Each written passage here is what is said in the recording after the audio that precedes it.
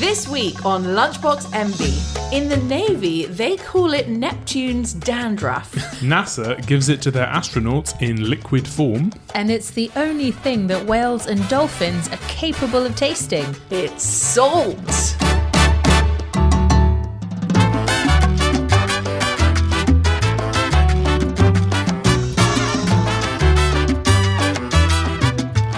Hello and welcome to Lunchbox Envy. I'm Rosie, a chef and food writer, and I'm here with my QI elves, Alex and Manu. Hello. Hello, Rosie. Hey, Rosie. I so nearly said Jack. Are we ready for salt? I've been ready my whole life for this because it is literally the backbone of cooking. As Jack said on a previous episode, it stands apart from everything else in cooking because it's a core chemical. It does three things, really, I think. So firstly, obviously, we use it to make food taste nice. So it is an ingredient in that sense. But on a really basic level, all animals, including humans, need it to stay alive. Like, we don't just like it, we need a certain amount. And then it's also had this massive, massive impact culturally on how we store food, preserve food, and entire civilizations and cities have been built on the ability to do that. So it's unbelievable. And doing this research, I realized there's no such thing as artificial salt. There are lots of different types, but all the salt we have comes from the earth. Well, it all comes from the sea. Yeah, that's true. Yeah.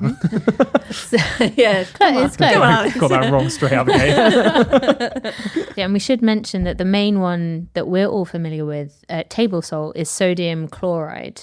So that's the one that we have in front of us. Mark Kalansky, who wrote Salt, A History, fabulous book. He has a really nice way of describing like table salt.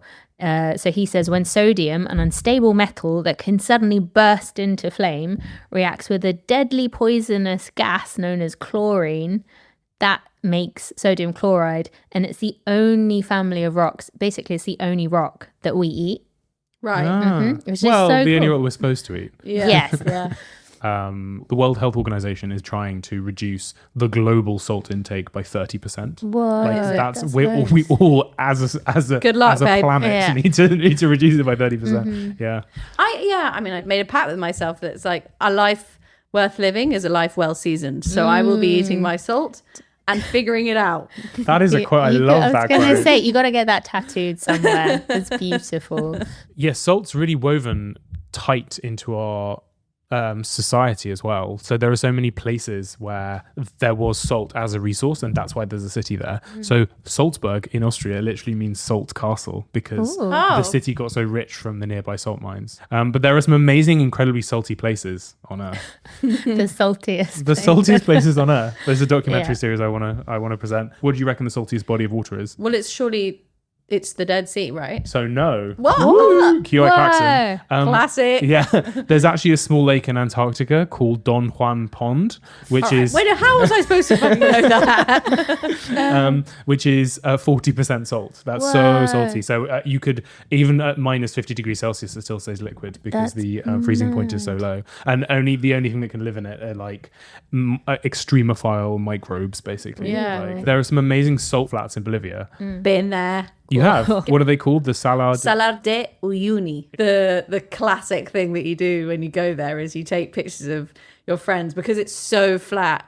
There's virtually no perspective. Is that what I'm looking for? I've so seen you those basically pictures. like you do a picture where you've got your friend standing maybe like 10 or 15 meters away, and then you put your hand over the top of them and it looks like you're picking up a tiny friend. But it is incredibly beautiful and cool.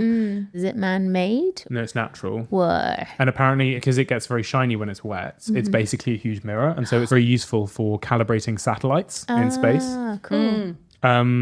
Salt mines, we should talk about salt mines as well. Oh, that's something I've done. You went to the salt Went mines? to the one in Krakow from Poland. Oh, cool. Yeah, it was so beautiful. Like they got a church in there.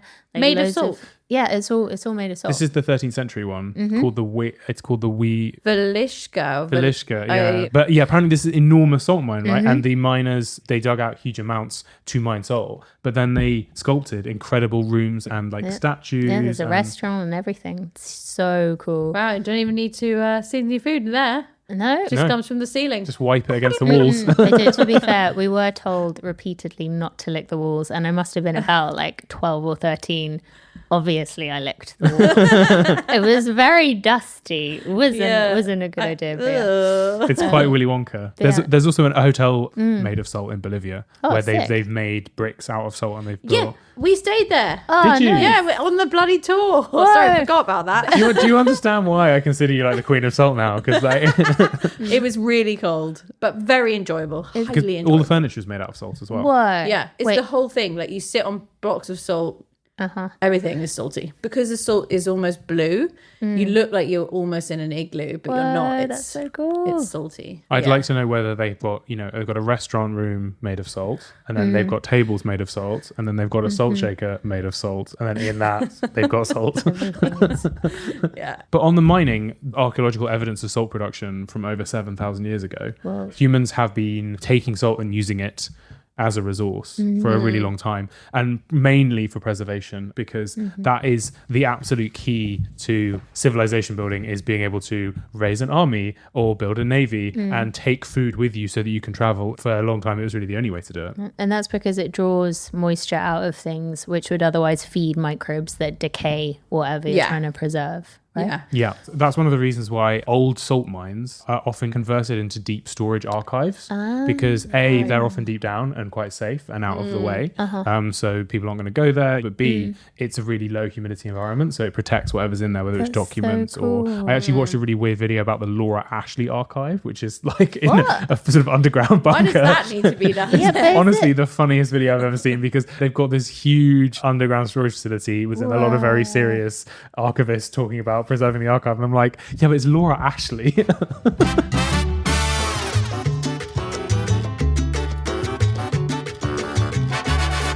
Let's find out what's in our first lunchbox. And today it's sweet Manu. Sweet Manu. Kicking Sweet us Manu. off distinctly salty. Today, Manu. salty Manu. All right. I went to the pet shop today Okay, that's not a good start. and I bought the Himalayan salt lick. Ooh. Ooh. For animals. Yes, for animals. Okay. Look, do you want to lick a thing? Yeah. Yeah, I'm, alright. I'm an animal. I guess so. I mean, we are also animals, so we could give it Yeah. a lick. I didn't know this was a thing. Oh, yes, it is. It is literally a fist-sized Quite block of heavy. Do you guys Himalayan want salt rock. to... It is literally a rock. And this is what, for animals to lick? Like we said, all animals need salt to survive. It's really important with regulating the amount of fluids in your body. Also, for our nervous system to send messages to our muscles. Basically, we cannot move, we cannot think or do anything important without salt. Carnivores actually get salt from their diet naturally because meat and blood has an amount of salt in it. Herbivores or vegetarians, it is a lot harder to get natural salts if you're not eating meat. So a salt lick is something to put in your fields to supplement. So this is a tiny one, which you could put in your garden for your rabbit and or guinea pig to We're going to lick. demonstrate? Come on, hang it up, Manny. Surprisingly salty. Oh, wow. I'm going to give you the other side. Oh, it is very salty. What were you expecting? I don't know. I didn't really prepare Would you myself. I'm good. You guys Okay, have that's fine. have your Oh, time with it. it's not a nice salty. No, yeah. this is very It does salty. taste like the sea. I was always told that, like, if you have a dog or a cat as a pet, if they are licking you in a sort of more excessive way, like coming up to you and giving you a really good lick on Oh, the they're hand, licking your sweat off. it's because they Yeah. want your salt. They're going. It's like they know that you can have some salt on the surface of your skin, so they're like, okay, cool. I'll just grab some from here. Yeah, no, that is Clever. That is exactly right. Like I said, you can put this out in your garden for your rabbits, your guinea pigs. You can get enormous ones for cattle and horses. Yeah. So they'll be like the size of a rugby ball, and you hang those on a fence, and the cows go absolutely crazy. There's a huge one in the steam room in my gym. Why? Well, I don't know. Now I'm wondering if I should be licking it. I don't really think you should. Can I be honest with you? But yeah, to be fair, like the more you sweat, the more salt you need. But it's really cool because like it's not just big cows and big cattle that need to supplement their salt. So elephants as well, who are herbivores, they go mad trying to find salt. So there's a really beautiful cave in Kenya called the Katoom Cave, which is about 200 meters into the side of Mount Elgon.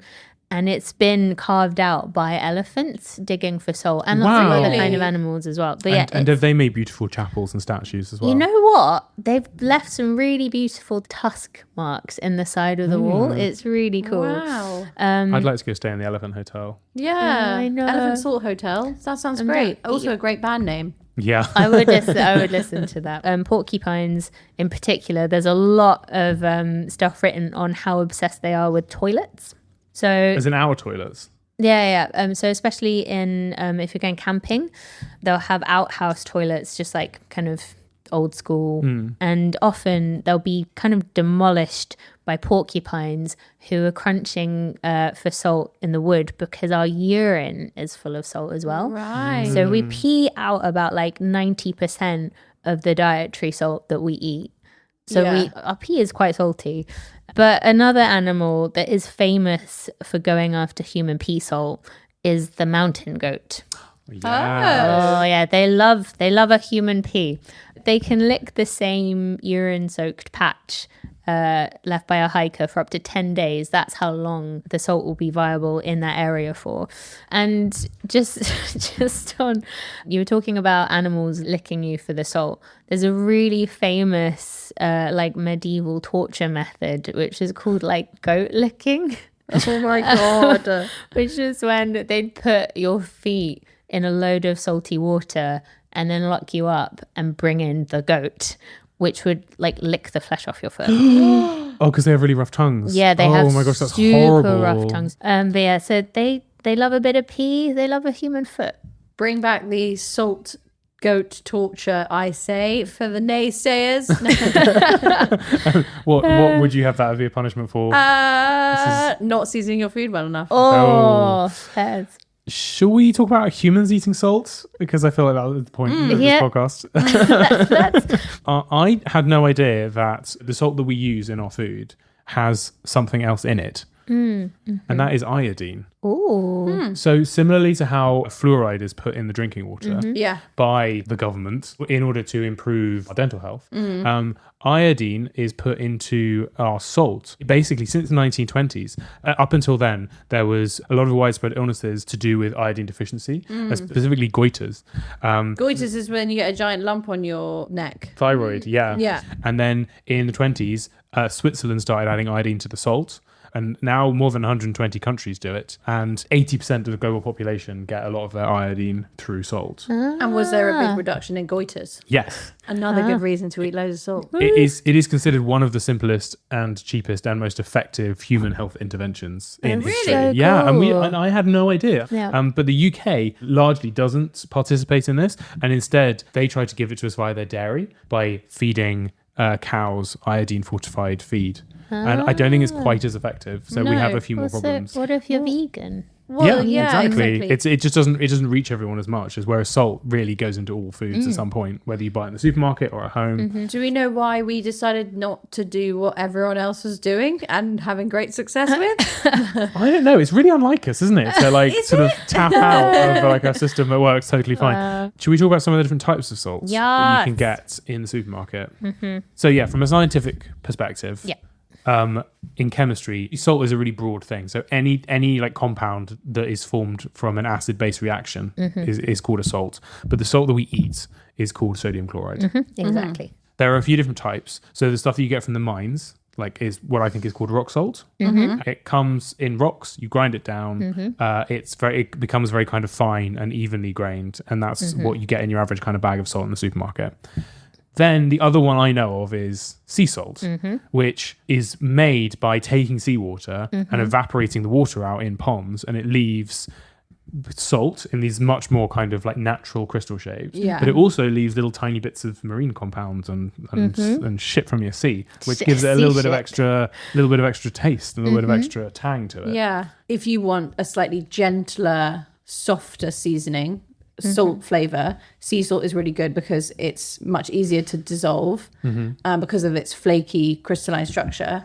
And it's used to being in water. It's spent its whole used to be life in there. water. Table salt, i.e. from rock salt, is what you would use for a sort of a harsher, stronger, robust salting. So like baking, when you need that taste. A little bit of baking, and like just general sort of, on your chips, for example. Like you can go hard on the chips there. They'll take it. I mean, I'm just going to double down. All salt is sea salt. Like, like even the stuff in the mines. To be clear. That is really old, evaporated sea salt that's got stuck in the ground. So it is still from the sea, but it's just we're mining it now. So I guess the distinction is sea salt that's marketed as sea salt now is fresh.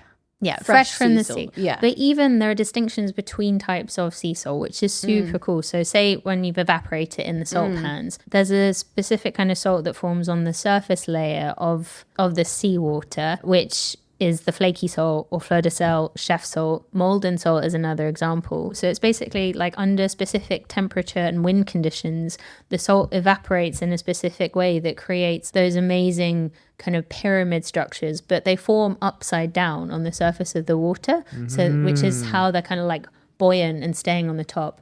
And then you gently skim those off. And then the other like less refined, less flaky salt from the sea kind of sinks to the bottom of the pan. So you get like big chunky sea salt when it's evaporated, but also there's beautiful flaky ones on the top, which is normally way more expensive. Salt comes in an incredible variety of price ranges as well. Totally. It's mad. So say like Himalayan salt, Himalayan pink salt. And that's from the Himalayan mountains. Yes, exactly. So there's a really famous salt mine in Pakistan called Kerala, which is where most of the Himalayan pink salt comes from. And it's made pink primarily by iron oxide in the rock. So it's an impurity that gives it its beautiful color. It's also the same kind of chemical that makes rust yellow. So it's like it's rusty salt. Yeah, it's like a sexy, expensive rust salt. And the way that they mine it is really specific because it's all mostly chipped off by hand. So this, I'm holding up the salt lick. This would have been chipped away by hand. If anyone fancies another go. Hand-picked. Hand-picked. There's also Icelandic sea salt. Because there's basically no sun or heat in Iceland. The way they evaporate their seawater is by using... Oh, let me guess. Volcano? Yeah, kind of. No, exactly. They use geothermal energy. It's all they got. They just got volcanoes. It's then as dark all the time. And then like periodically the volcanoes melt all the roads. Iceland tourism, if you're listening. I'd love to go. I think it's a cool country. I think you're being a bit harsh. I think it's amazing. Yeah. So they use the geothermal springs and they pump that underneath the salt pans. And it's all like artisanal. It's beautiful stuff. Crazy expensive, but not as expensive as my favorite salt, bamboo salt. Have you guys heard of bamboo salt? No. Made by pandas? No, I wish. Does it form inside bamboos? Structure? I mean, it's cooked in bamboo. Oh. So it's the salt they make in Korea where they get sea salt, good quality, but bog standard sea salt. And then they cook it in hollowed out bamboo stalks, which are plugged at either end with a special kind of clay. So like a rain stick? Yeah, but like a really densely packed salty rain stick, which doesn't make any noise. And then they put that in the kiln, they superheat it, they take it out, and it's formed like a solid salty tube. Exactly. And then you twist one end of it and the salt comes out the other end. It's a massive That's salt. such a good idea. But they do that 8 times with the same salt pillar. So they'll cook it, break it down, cook it, break it down. And then the 9th time, they cook the shit out of it until everything is molten. So like... Even the salt is molten. The salt is molten lava salt. Molten salt. Think about that, Malden, as a new brand. And then that is cooled down, and when they break it apart it looks like geodes. It's black, it's beautiful. Oh wow. And it costs a bomb. So this kind of table salt, the one we have in front of us, normally costs about like £1 to £1.50 per kg. This costs £250 per kg. And then I couldn't find any. I really wanted to get some. We don't have the budget for that money. Fine. What's the point though? Does it really have that much of a difference on the effect of your food? Well, because it's been like soaking up and cooked with the bamboo and the clay so much, I think it will have an impact to the taste because all of those minerals, say like with the Himalayan salt, what you're tasting is like the stuff in the salt that is not the salt. So it will have picked up some of that flavor. There's another example of this, way more affordable, which is Himalayan black salt. And that has a very specific flavor. Would you like to try? Yes, you've got some. Yeah. More salt. We need more salt. Okay. While you're getting it, can we just talk about kosher salt for a sec? Yes. Because kosher salt is the sort of like the salt of choice of all American food writers, chefs, recipe creators. And they're always like, and you got to get your kosher salt. And I was always just like, why? Like, what's the big difference? So I was just assumed it was kosher in a religious way, i.e. it was blessed in some way. Yeah, but apparently it's not. Apparently it's good for making meats kosher. Yeah. And it's because of the makeup of it. It's very, very easy to sprinkle, and it has very, very coarse grains, which sticks to food. And it's very, very good for drawing out the moisture and drawing out the blood, and that's part of how you make the meat kosher. And I guess maybe it has become culturally a preference in America because there's more Jewish people there using it. It's just more available. Whereas like in this country, we don't really see it very much. So you have some black Himalayan salt I for us? do. So this is Himalayan black salt or kala namak, which is usually made in India. Oh, it's beautiful. It is really beautiful. So this one is called Indian black salt. She's done it. I don't need no man. It For is. context, she was opening the jar. So, give that a smell. Oh, yeah. It's a nice full circle because in one of the first episodes you fed us all raw pepper and now we're getting raw salt. Guys, it smells like boiled egg. Oh god. Okay, So right. So there's salt, the first taste of salt, and then very much egg. Like it tastes so much like egg. Yeah. What the fuck? So this is a salt that's been prepped with a lot of sodium sulfate in it as well. So another kind of salt. Yeah. It's in sulfate. Alex is fighting for his life after trying to eat a piece of eggy black salt. This has not been a great episode for trying foods. Not yet. We haven't got very far.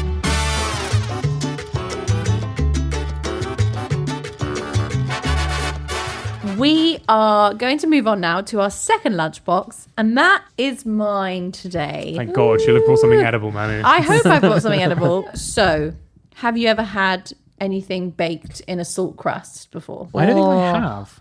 Oh wow, they look like pastries. It's beautiful. I have baked 3 potatoes in a salt dough or a salt crust. So what we've got in front of us here, 3 regular looking potatoes. Yes. And then sort of some crazy salty, crusty, melty mess next to it. And some butter. And some butter. So these have been baked regularly. They're just little new potatoes. And these have been baked in a salt crust. Oh, okay. So there are specific reasons why you would make a salt crust and bake something in it.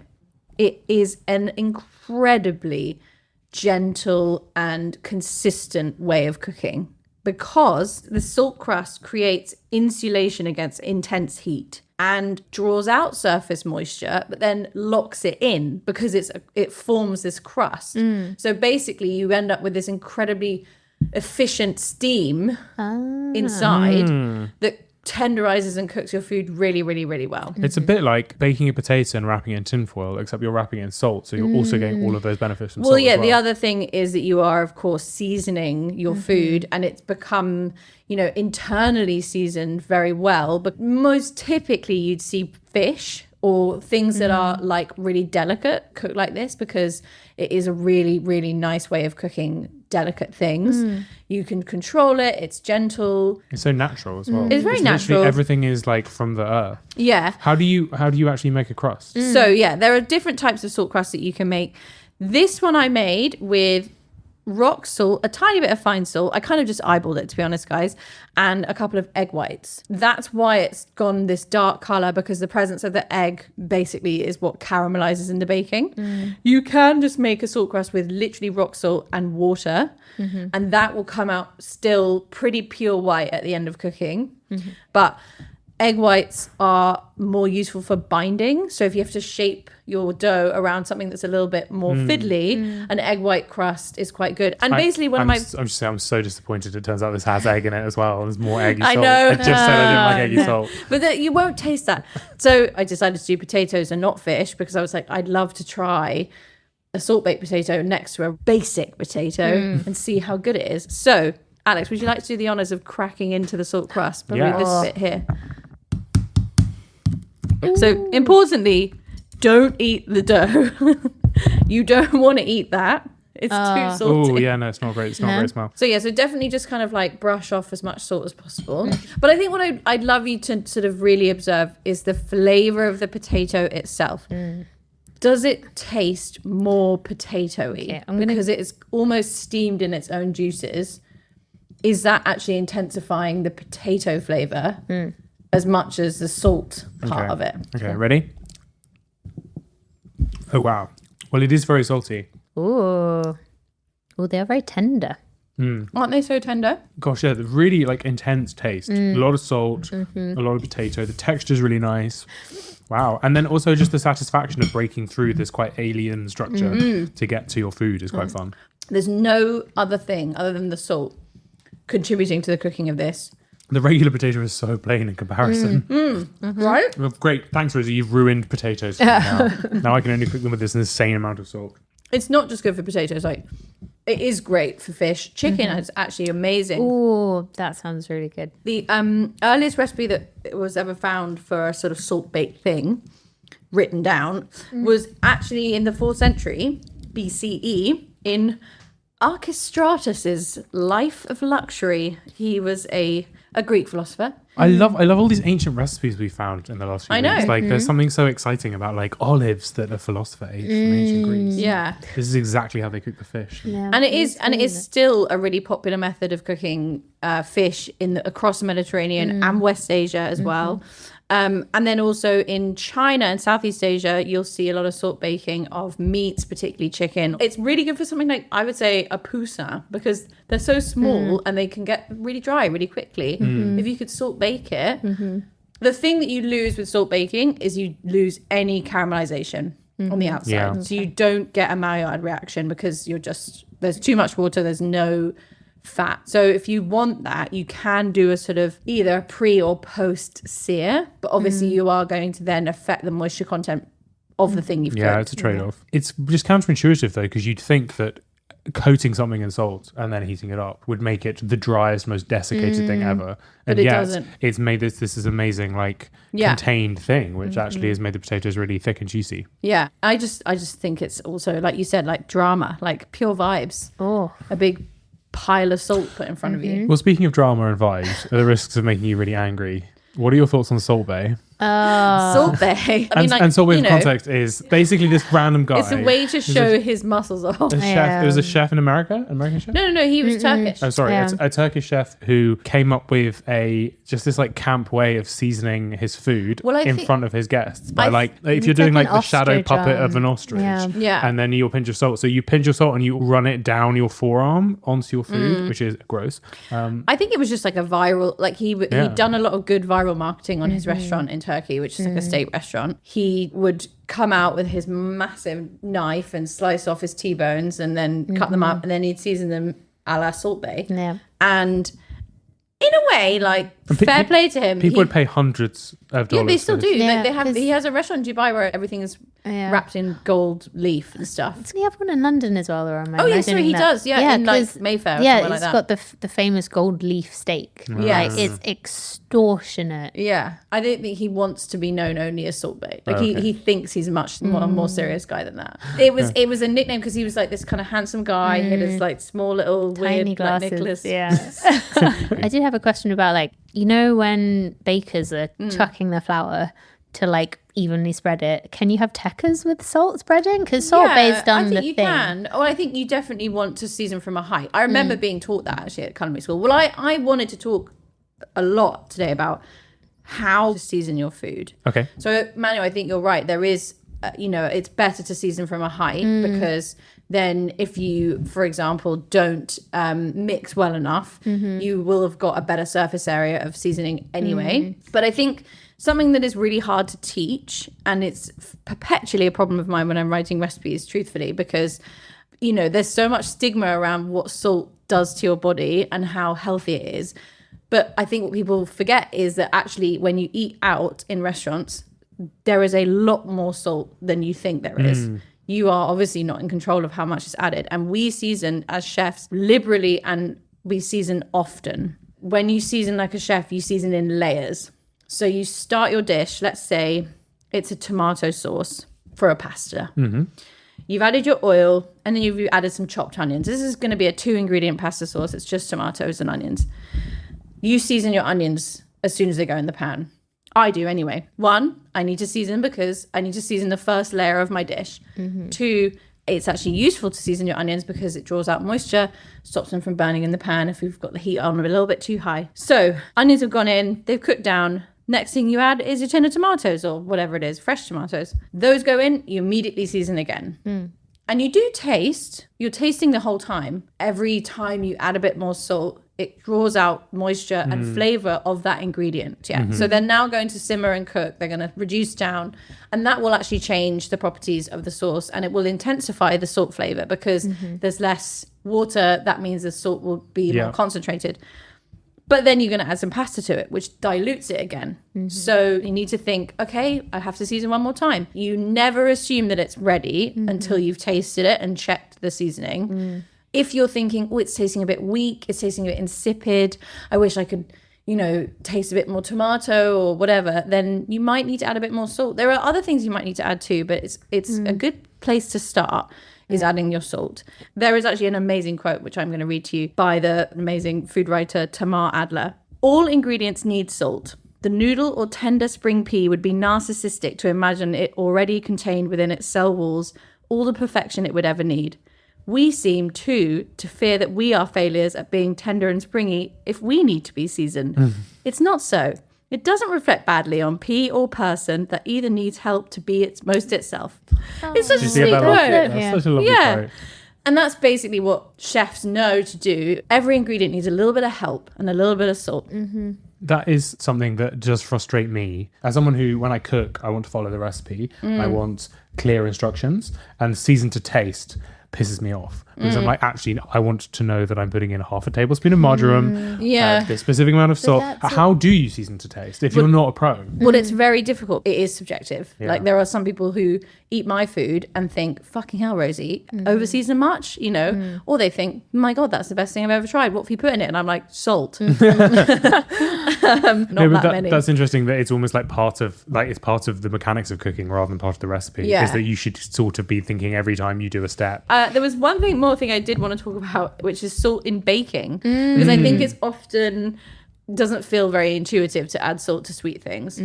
There's just a few reasons why you should never ever leave it out, and actually if it's not in the recipe, it's maybe good to add it in. If it's a cake recipe, for example, that you really won't need more than half a teaspoon to a teaspoon of salt, but it's important, and I'll tell you why. It's obviously a flavor enhancer. It brings out the best of other flavors. It also suppresses any bitterness. Sometimes you can get bitterness when you add baking powder or bicarb. Those things are inherently bitter. It's just good for the overall flavor profile.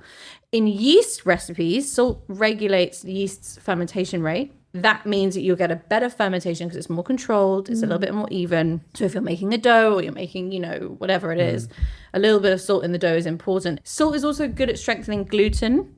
So again, for a dough, you need a bit of salt to help that gluten structure form, make it become bigger, airier, stretchier, whatever it is you're looking for in that dough. The other thing is that it actually is really good for the texture. So it can basically create a better crumb structure because it's sort of like drawing out that moisture, creating air pockets of moisture in the dough. Oh, that's interesting. I never considered that salt affects texture. Yeah. And it also plays a role in the browning because, again, that moisture is there to react with the sugars and the other things. So, it's basically just like a non-negotiable. Don't leave the salt out of your baking. It's really important. What about unsalted butter in baking? Because that, I've always been like, why is that a thing? Salt's amazing. Surely I just use salted butter. But in most recipes, they'll say put unsalted butter in, and then they'll tell you to add salt. Yeah. It's so stupid. It's like, can't I just use salted butter? Yeah. Well, it's not quite actually, the same thing. Can't just buy a whole done cake actually at that point. Yeah. It's not quite the same thing because the salt, when it's in the butter, is like dissolved and it's different in its properties, right, to when you add physical salt. So obviously for flavor, yes, it would make a difference to use salted butter, and I often do on top of salt. For example, in brownies, things where it's really, really rich, like a flapjack, where I want like a little bit of salt to kind of kick through, I'll double up and I'll use salted butter and I'll use salt in the recipe. Yeah. In a more delicate recipe, you just have more control if you use unsalted butter. And I think there is like different schools of thought on this, but you're in control of the overall seasoning of whatever it is you're making. And that's why in restaurants as well, we actually use unsalted butter when we cook rather than salted butter, because again, we'd rather add the salt ourselves. Yeah, so precise. Because the golden rule of cooking, which I say all the time, and I'm sure I've said it before, is don't let Alex cook. don't let Alex cook. But it's also, you can always add, but you can't take away. So if you add your salted butter and you add a big pinch of salt because you're layering a seasoning, and then suddenly you're like, shit, it's already too salty, there's not much you can do. In fact, that's a lie. There are a couple of things you can do. You can add more of everything else, but then you just got so much food. So there are a couple of ways where if you have over-seasoned something, you can try and bring it back. The best thing that will help your dishes if you've really over-seasoned it is any kind of starch. Starch absorbs. Of course, yeah. Suck it up, yeah. A flour slurry of some kind, like Yum. Yeah, you're not selling you can't it. just add a spoonful of flour to a liquid because it won't dissolve and it'll be lumpy. So you need to pre-dissolve your flour and then add it in. Okay. But flour is probably the most effective thing. A little drop of milk as well, like fat, is really good. And sometimes actually vinegar. Vinegar is a better thing to add because it creates acidity, which can relieve you of some of that overarching, like harsh saltiness. And it's not always suitable for what you're doing. That's the problem. So I take this with a pinch of salt, as they say. Like, No, don't. You've already added too much.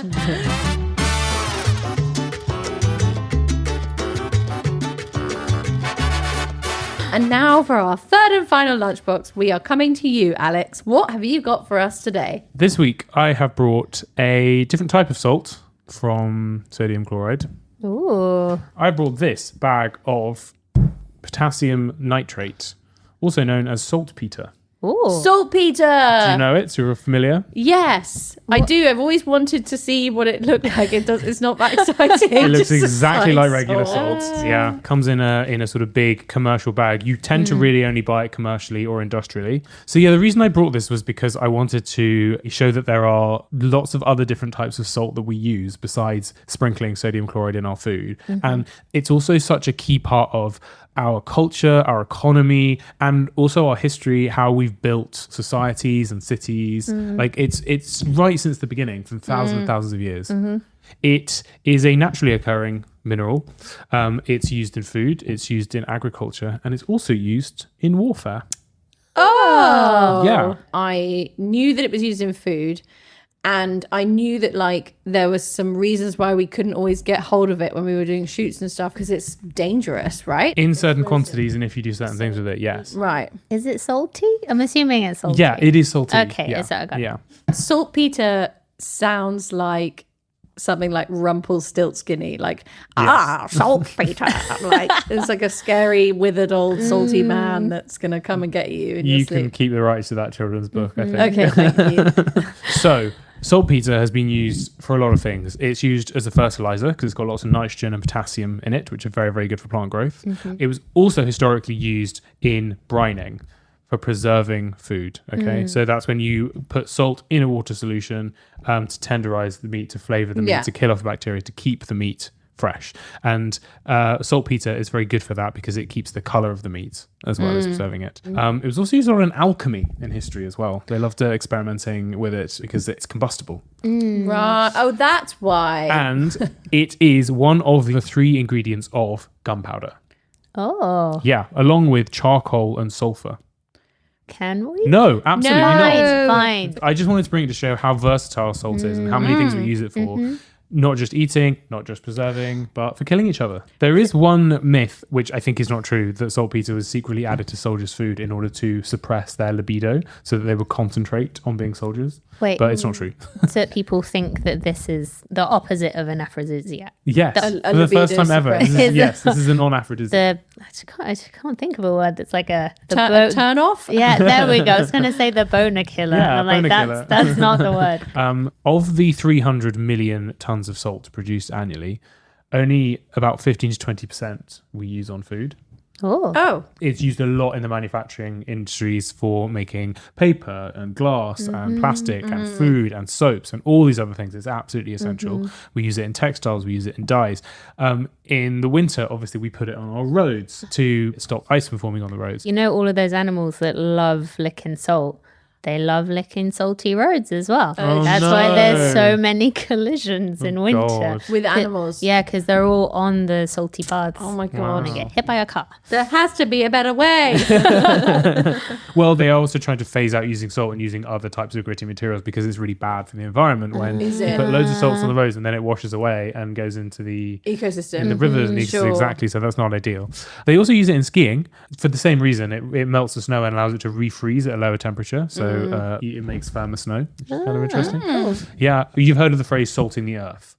So that is supposedly a reference to ancient civilizations that were warring. And most famously, the Romans, when they defeated Carthage. The legend is that they sprinkled salt over the fields around Carthage in order to make the fields useless for growing, basically, Right. to make it a really hostile environment for plants to grow.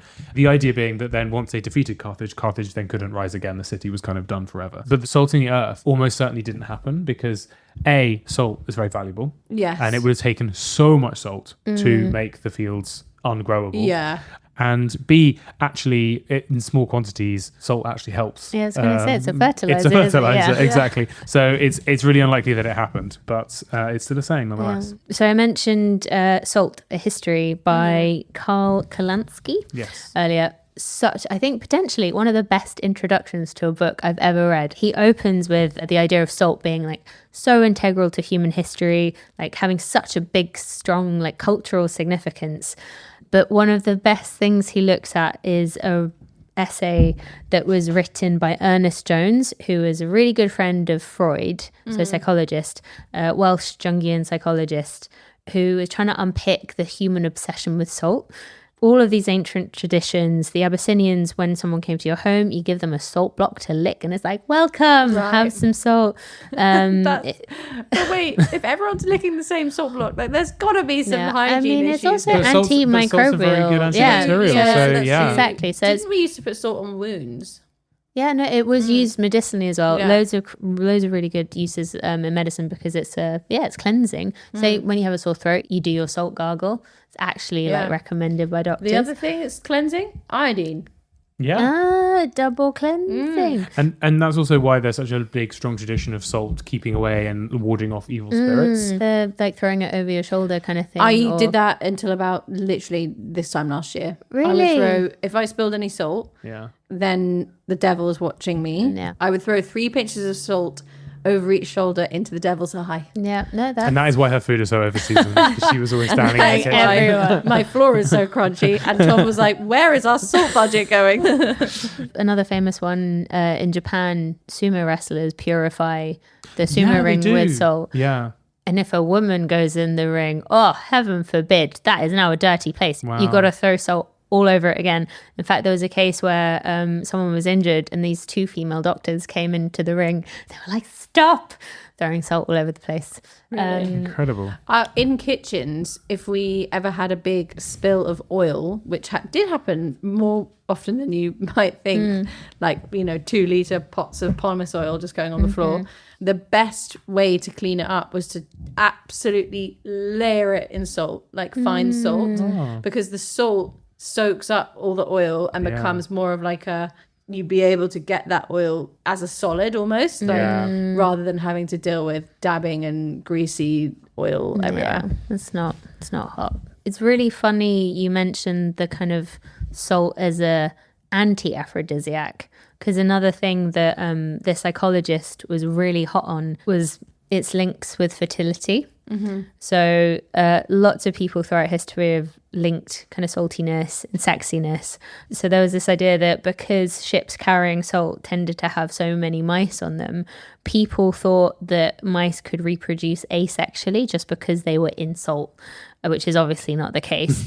And then the Romans called a man in love salax, which meant to be in a salted state or to be salty. And that's where we get the word salacious. Oh. No. I mean, I get the salt without going into too much detail, there is saltiness Well, involved in men and sex. That's sometimes. exactly what Ernest Jones So was I've saying. heard. But Also, isn't the word salary from salt? It is, but again, that's another kind of a myth, that the idea that Roman soldiers were paid in salt, and that's why Right. it's called a salary. It's, again, unlikely because it's actually not very practical. Yeah. And also, they had a really functional coin system, famously. So, like, there's no reason to be paid in a raw material. They had But great money. I think there's the idea that because salt was such an integral part of life, you needed it, and it was kind of You like, needed it's to like buying afford toilet it. paper. Yeah. Potentially, there was like a separate allowance that they were given to buy salt to take with them Right. when they were traveling as part of the army. Potentially, that's where salary came from, which would make a lot of sense. You're given there's travel expenses, really, and that's like a bag of salt. need my salt money.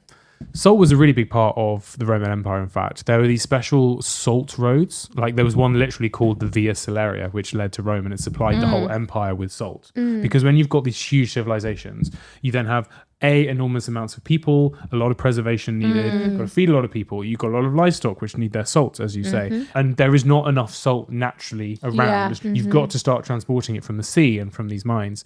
And so there became a whole economy around salt as a valuable resource. And then you started getting the salt wars, which were entire conflicts based on controlling salt resources around Right. the world. There was also a big culture of salt taxation, Right. because people needed salt. You could impose a tax on it and people would have to pay it. One of the most infamous of these was the French gabelle, which was a really unpopular salt tax. And it was really one of the things which sparked the French Revolution because it was so extortionate. And even it was abolished, and then Napoleon had to reinstate it to fund his wars. And so they had salt taxes until 1946. Right. Yeah. Mohandas Gandhi famously did a salt march in 1930, which was to protest against a colonial salt tax, like a British salt tax in India. So he walked 240 miles to the sea, where he then defiantly, in front of a crowd, boiled salt from seawater and was like, I got my own salt. And like, this was like a really big gesture to kind of protest the British salt monopoly and the tax on it. And then this was a big act of civil disobedience, and it inspired millions of Indians to kind of break the laws as well and not pay the tax. And, Right, yeah. and then again helps spark the independence movement. So it's kind of a bit like butter in I was those early gonna episodes. say, Like don't a lot fuck of with don't fuck with salt. Definitely.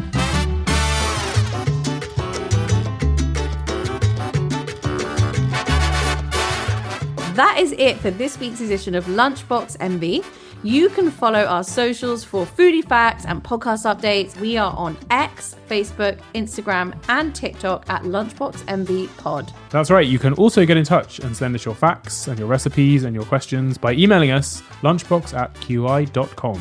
Rosie, do you have any favourite salty recipes for us today?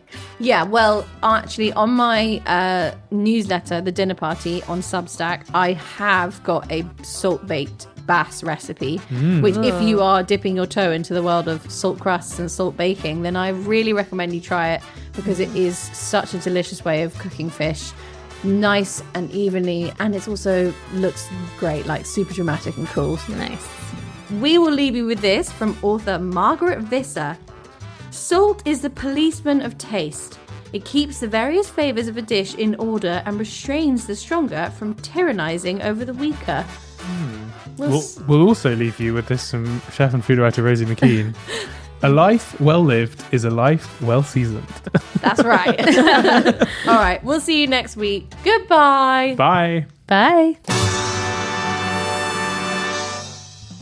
Lunchbox Envy was hosted by Alex Bell, Manu Onryo, and me, Rosie McKean. It was mixed by Lee Lee and produced by Alex Bell. This has been a quite interesting podcast.